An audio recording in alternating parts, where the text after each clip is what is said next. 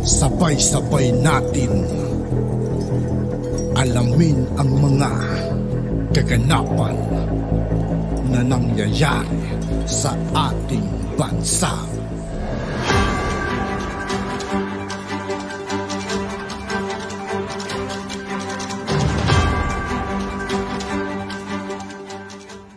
Yo, what's up mga kaibigan? This is I2K po again. Ngayon nandito naman tayo sa channel ni Banat Kapanig TV. Dito naman tayo magbibigay ng komento at reaksyon. Kaya samahan nyo ako guys. Let's go!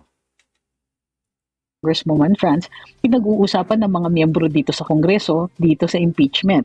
So kami naman ay nakikinig-kinig lang sa usap-usapan tungkol sa impeachment. Ito ay kinatawan si Congresswoman Franz ng ACT Teachers Party List. Ang sabi niya, political party leaders are behind the talk of impeachment. Pinag-uusapan, may mga maritesan, mga chismis dito na baka may mag-file ng impeachment case. Inaantay na lang yung complaint. Yun din po ang narinig kong ugong. So sabi ni Congresswoman Franz, siya naniniwala din siya na ang recent events sa Kongreso indicate a waning political influence on the Duterte family. Naniniwala ba kayo dyan? Sabi ni June, malakas ang loob ng Makabayan bloc kasi they have the backing of the admin tapos the invisible hand of the US is also at work. Kaya we no longer hear rallies na shouting tuta ng kano. Sabi ni Floren, nakalimutan yata nila na mas madami pa yung boto ni VP Inday kay PBBM tapos impeach mo. Well kasi, syempre feeling kampante sila. Also, VP Inday is the biggest threat to any candidate in 2028. Plus, the continuing influence of the former president, also surnamed Duterte, is something that they need to guard against. Kasi, let's say, sa tingin siguro nila Franz mga kaibigan, manalo sila susunod na election Hindi nila yung mga pinaggagawa nila, nagmumukha silang tangat, sinisira nila imahe lang nila. Mag-all out. So, as of right now, si Presidente Duterte hindi pa yan nag-all out ha.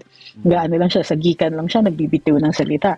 Pero pag nag-ikot yan, paano na? Mahihirapan sila because ang loyalty ng mga tao kay Presidente Duterte, while it may not be as strong as it was when he was president, may rami siyang diehards.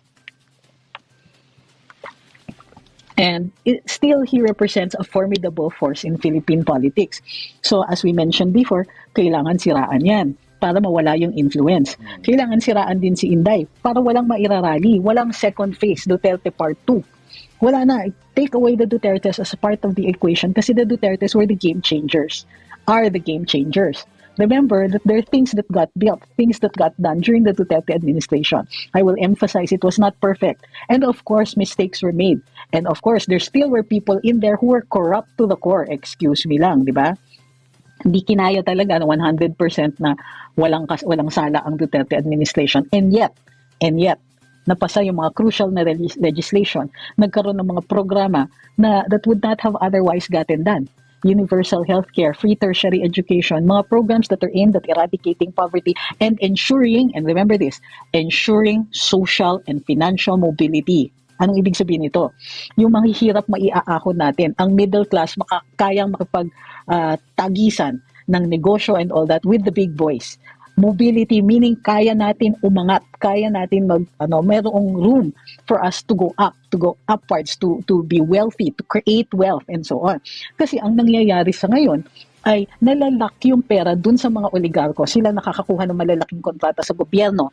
Sila po ang nakaka-corner ng mga negosyo. Sila yung nakaka-influence ng mga politiko natin for tax breaks, tax exemptions and all that. Ang ginawa ni Presidente Duterte may train para matanggal itong mga exceptions na to. Pero dahil sa lakas ng ilang mga oligarkong ito, humingi pa sila ng extension. O sige, sabi ni Duterte, sige, you have 5 years extension but beyond that, tama na.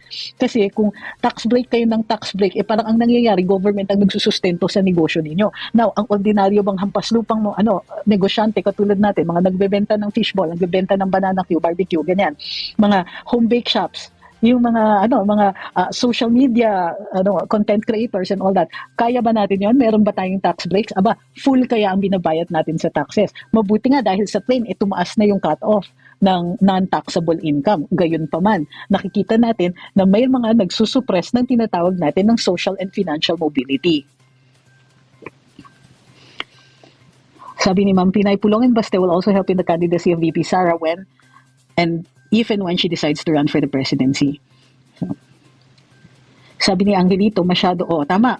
Sabi ni Fraki muna, sabi ni Fraki, FOI sa executive. Totoo yan. Ginawa ni Presidente Duterte yan. Nagkaroon tayo ng FOI in the executive.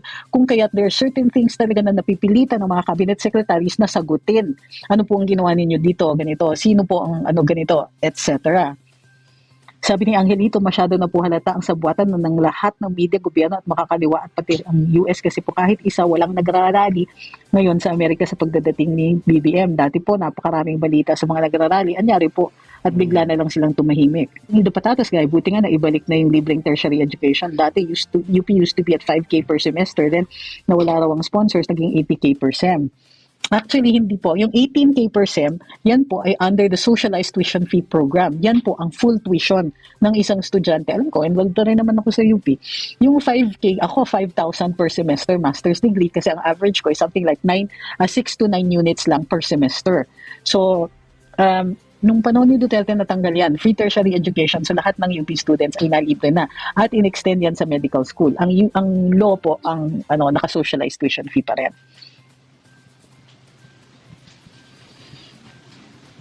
Sabi ni Mikey, dapat talaga may alam sa batas ang nasa Kongreso para makagawa ng magagandang bill.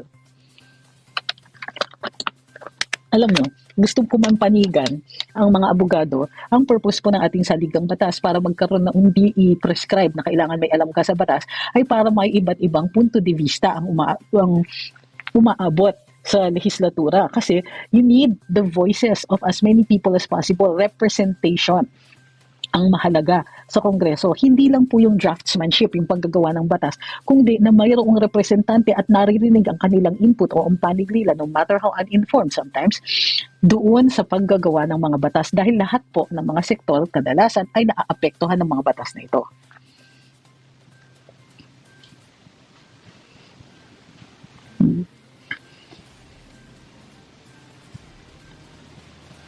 Sabi ni Dudes, parang natawa ako sa napanood ko sa balita na kinasuhan si PRD dahil pinagbantaan buhay niya. Tapos sabi niya, di naman pala binanggit name niya, assuming lang siya. Hindi naman po. But actually, hindi po siya ang kausap. It was a conversation that he was recounting. The former president was recounting a conversation he was having with the vice president about these people. Sabi ni Renato Onglabe, si PRD kayang baguhin pati norms. Saan ka makakakita ng no smoking campaign na napaandar in such a short time? Bad for a smoker like me. Well, true. Totoo yun mga kaibigan. Sinabi rin mga kaibigan. Ni Joseph, attend po ba kayo sa December 4 and 11 to support FPRD? Hinihintay ko po yung mga detalye, and provided I have no hearings or anything like that on those dates, yeah, I certainly will. Sabi ni Glohan Rose Rogers, may sinasagot siya. Sabi ni Rupert, ang kailangan matuto mga Pilipino about sovereignty, accountability, and transparency dahil dyan naluloko mga tao. Ignorance. Totoo naman po yun. So, it's also our responsibility to continue in the push to inform people. Dangerous yung ginagawa ni na Maria Ressa pa rin.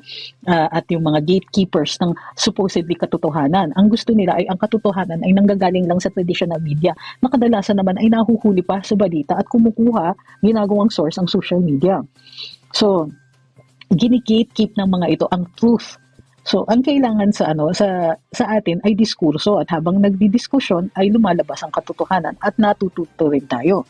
Gusto niyo makipagdiskurso pero wala kayong alam, mag-aaral muna kayo. Diba? Ganyan po yung dapat nangyayari.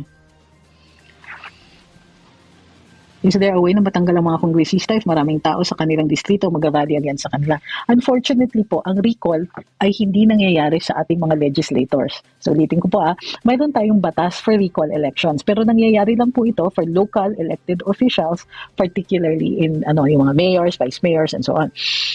Pero hindi po kasama dito sa recall election law ang ating mga kongresista. Well, to be fair, or not fair, ang mga kongresista po ang gumawa ng batas, of course, ang mga senador. So, hindi po sila kasama dyan sa mga recall na yan. Usually, pagka hindi na nila kaya dispensahin o hindi na nila kaya gawin ang kanilang mga katungkulin bilang mga mambabatas, ay kailangan mag-resign sila. Kapag there's sufficient time, magkakaroon pa ng recall, ng election para sa replacement nila. Pero it is competence and ability to continue their obligations, their duties to do that. So, syempre, medyo protected ng batas ang ating mga mambabatas dahil syempre, sila na po ang gumagawa ng batas.